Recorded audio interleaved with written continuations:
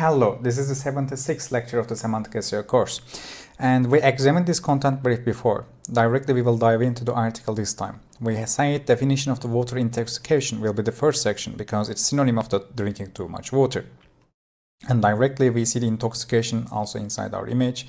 And in this area, we directly see that we start with an is a sentence, and water intoxication is directly here too. A medical condition included when too much water is consumed over a short period, as defined by Angus Whitfield in the British Journal of General Practice. So first we have given our declaration, then we have given our resources. Then we give a certain type of synonym of it, like hyponatremia or hyperhydration. The overconsumption of water dilutes the body's salt and electrolyte levels, which leads to the homeostatic disruption, and some other specific scientific terms here are being used. You should always keep the distributional semantics and statistical linguistics in your mind. For instance, if I will tell this search engine to list the pages from this source that uses the word electrolyte in a closely related way with the salt and the water, and also the, let's say, homeostatic, a few pages will be coming together. The thing is, all these pages are linking each other. And at the same time, there are certain types of words that don't appear, as words and contexts that appear here but don't appear in the other one. The purpose here is actually bringing all these pages closer to each other, especially in the macro context, and flowing it into a different, let's say, direction. One more time, we see a different brands section, and we are lacking page rank here, which I don't like. But okay, I won't talk about the page rank here at least.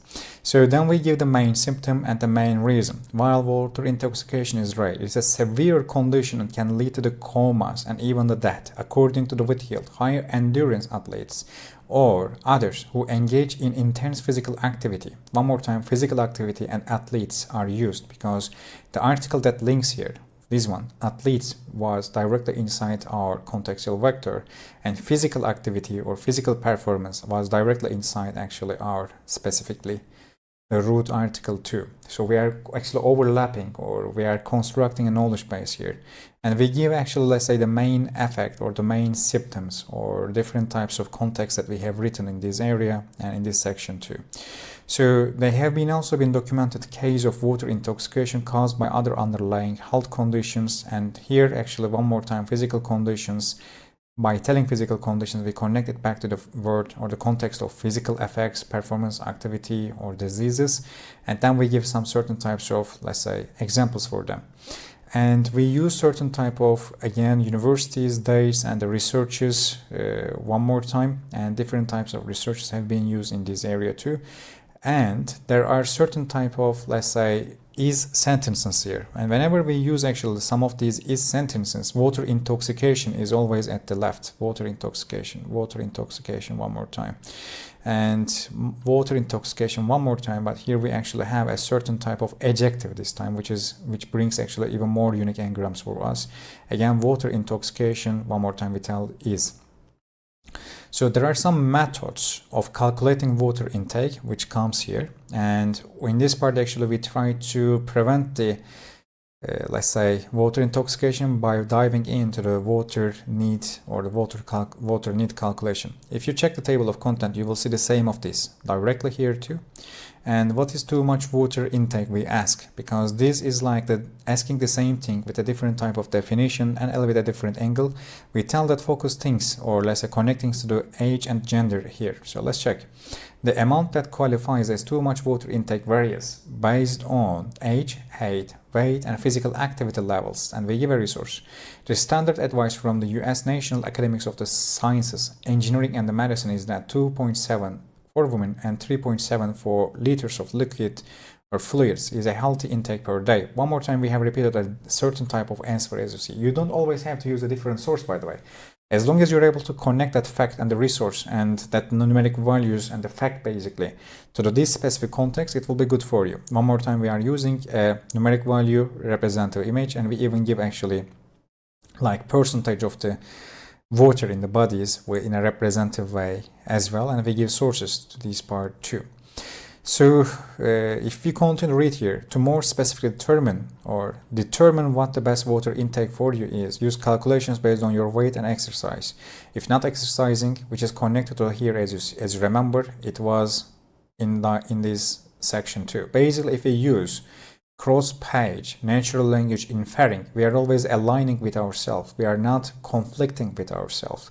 If we turn entire website into a single PDF, and if you go to the Meta AI or this type of other sources, and if we would upload entire PDF to this source, and if you would ask AI that, is there any conflicting information or something like that, you will realize that even if there is a conflicting information, it will be coming from the different resources or the sources. So we are always aligning with ourselves as much as possible in these areas.